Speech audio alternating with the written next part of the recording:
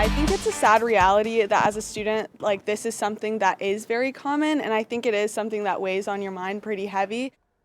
Guns and violence inside schools. Kentucky students told lawmakers today that fear in the classroom is normal. WDRB's Dalton Godby was there as those teens laid out a new safety plan developed by students for students.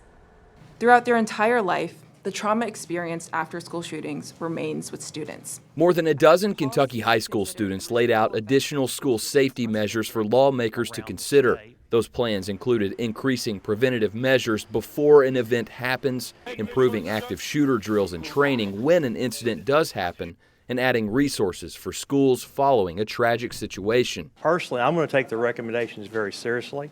I'm going to share these recommendations with fellow members of the Education Committee in the House and the General Assembly. Representative James Tipton heard the comprehensive plan crafted by students and said it would be relayed to lawmakers.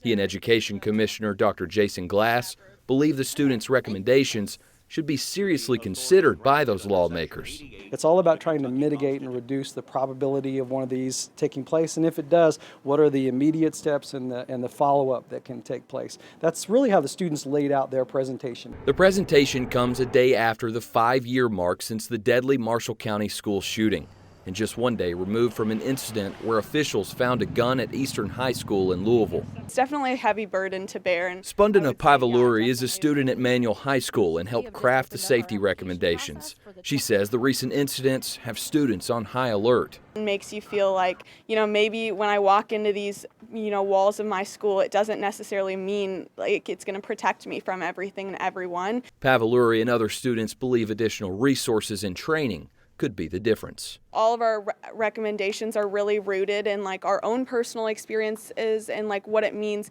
to be a student having to deal with the whole like fear aspect of this. Dalton Godby, WDRB News.